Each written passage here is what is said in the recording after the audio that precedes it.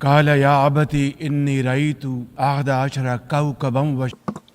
And he said, "Oh, my father, I have seen 11 planets and the sun and moon bowing to me." He said, "Oh son, do not tell your story to your brothers. They will devise a scheme for you. The devil is the enemy of humans." Honor for me to address the United Nations General Assembly for the second time as the Prime Minister of a country that has always been a proactive member of the UN Assembly. I would like to congratulate you and wish you all the success, Mr. President, on your election as the President of the 79th session of the UN General Assembly.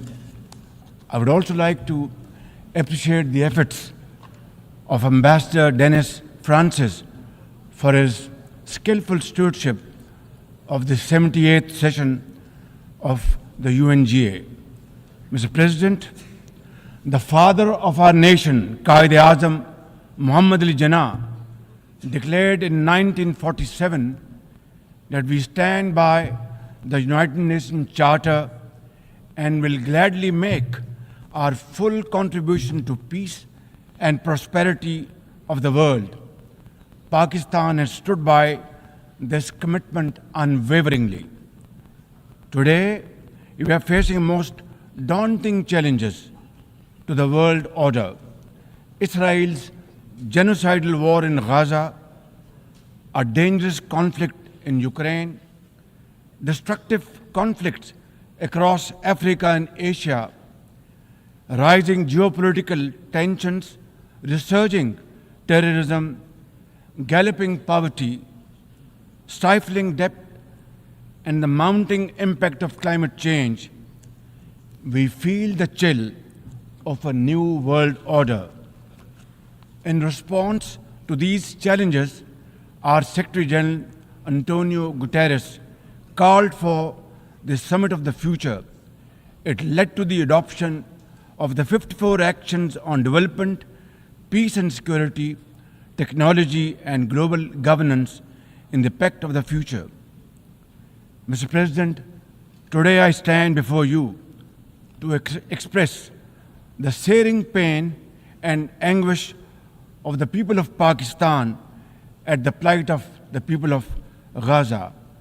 Our heart bleeds as we witness the tragedy unfolding in the Holy Land, a tragedy that shakes the very conscience of humanity and the foundation of this institution. Mr. President, can we, as human beings, remain silent while children lie buried under the rubble of their shattered homes? Can we turn a blind eye to mothers cradling the lifeless bodies of the children?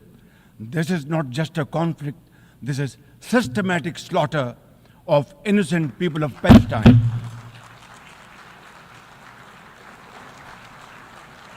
Ladies and gentlemen, an assault on the very essence of human life and dignity.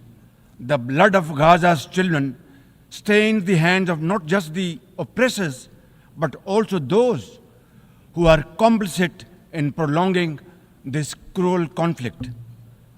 When we ignore their endless suffering, we diminish our humanity. It is not enough to condemn, Mr. President. We must act now and demand an immediate end to this bloodshed. We must remember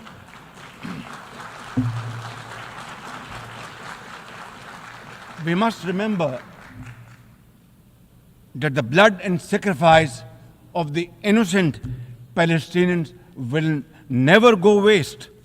We must worry about their plight and difficulties and stand by them. We must work for a durable peace through the two-state nation. We must seek a viable, secure, contiguous and sovereign state of Palestine based on the pre-1967 borders with Al-Quds, Al-Sharif as its eternal capital and to advance the goals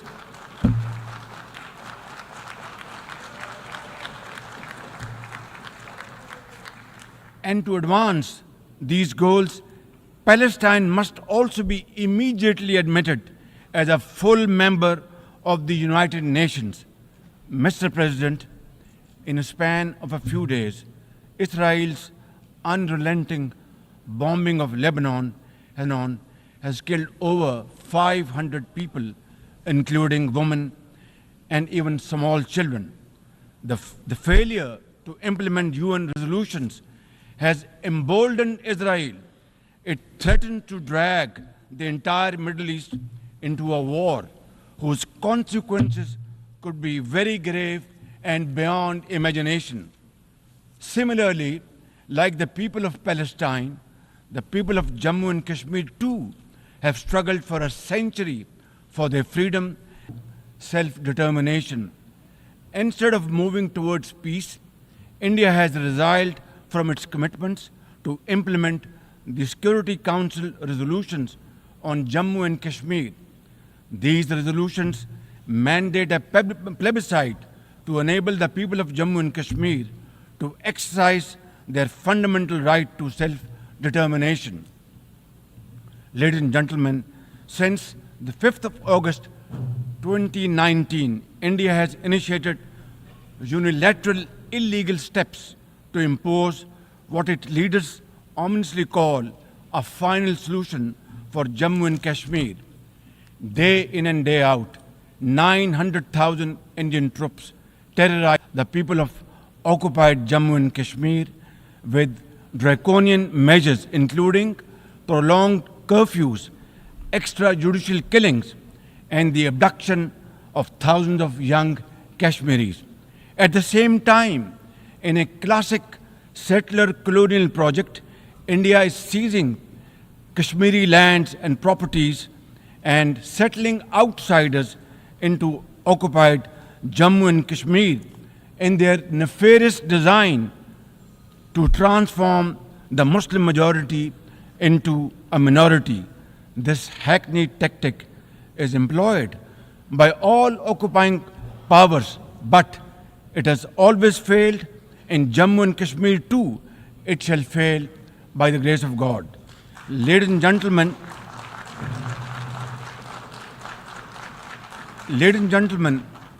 the Kashmiri people are resolute in rejection of the false Indian identity. The New Delhi seeks to impose upon them very, very severe conditions, and atrocities are being committed every hour. India's policy of brutal coercion and oppression in occupied Kashmir